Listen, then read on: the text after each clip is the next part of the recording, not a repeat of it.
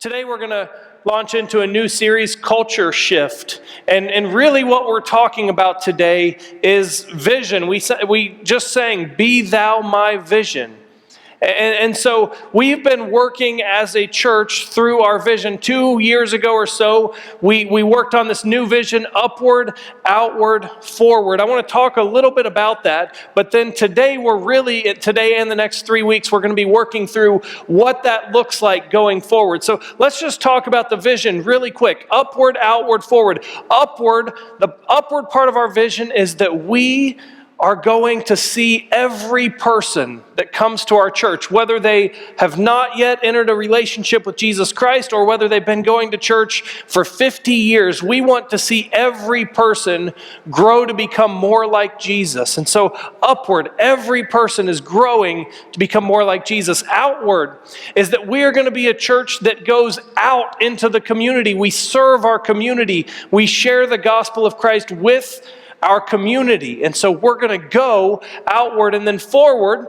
One of my favorite parts of this church is that it's an intergenerational church. As I look across the congregation today, there is a mix of lots of generations, and we don't believe that God's kingdom and that the church is just for 15-year-olds or just for 60-year-olds or just for 40-year-olds. We believe we are a part of a family.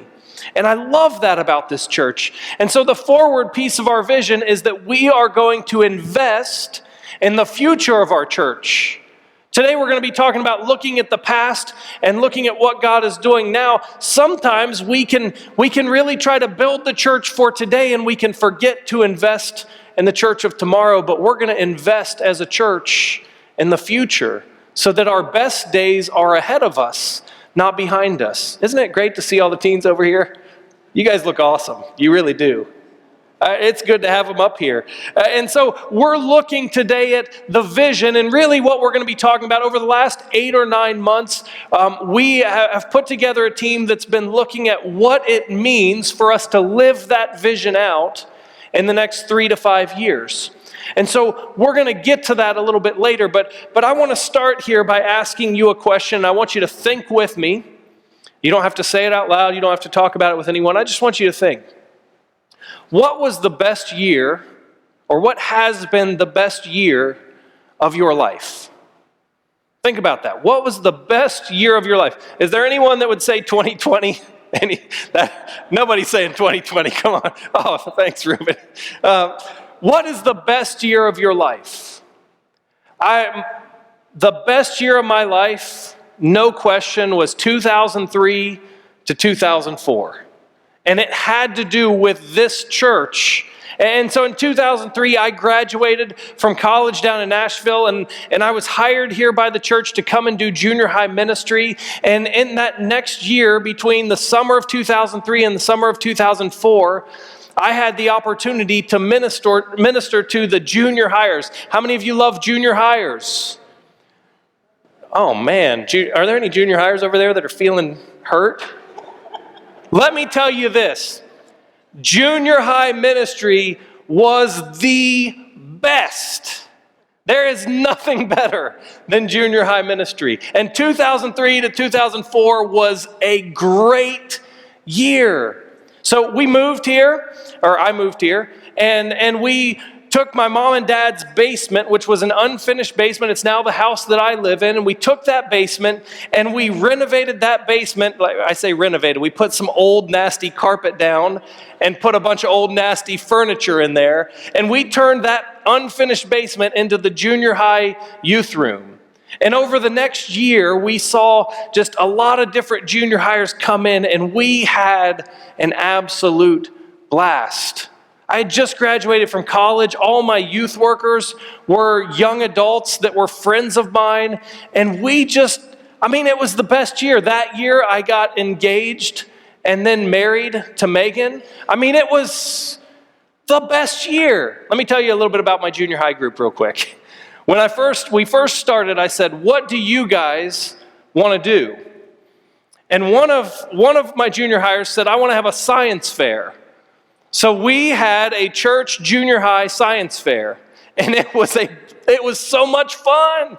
One of my first activities was an overnighter, and I went out because I thought this was a good idea, because I'm not very smart sometimes, and I bought like 50 frozen burritos. I thought it would be fun to eat frozen burritos on an overnighter. Doesn't that sound fun to you guys? No? And so, yeah, they felt the same way. Nobody ate the frozen burritos. So from that time on for the next year, every week we gave out a frozen burrito that we called the Booyah Burrito. And the rules were simple. Every week we had a competition, and whoever won that competition got the Booyah Burrito, but they had to stand up and say Booyah to everyone. And it was so much fun. We had a paper football tournament. We had, this was when American Idol was really hot. We had Burrito Idol. And for that year, I mean, it was just a blast. Junior hires, you are the best. They will do anything. They will have fun doing anything. And so I had the best year. Megan and I got engaged and then got married. And after we got married, Megan's from this area her whole life. My father had been my pastor since I was born, basically. And so that year was so amazing because we had this awesome group. We were having a lot of fun. Great things were happening. I loved this church, and it was awesome. But then all of a sudden, there was a change in our lives. We got married, and the next week we moved to South Carolina. And South Carolina is not a bad place. We loved South Carolina. But that first year of going from all of our comfort, from going from that wonderful year where we were engaged and married and having a blast, we moved into a new culture. And we've moved into a new place where things were just totally different.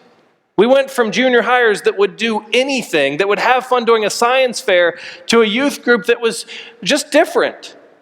And they were wonderful, but they were different. I went from junior hires that all played sports. I love sports. I loved going to games. I loved watching sports with them, to a youth group that nobody played sports. And Charleston is far from any professional sports. Now, they'll say South Carolina Gamecocks, and I'm just like, not really. And so there was just... we found ourselves in the midst of a major culture change for us.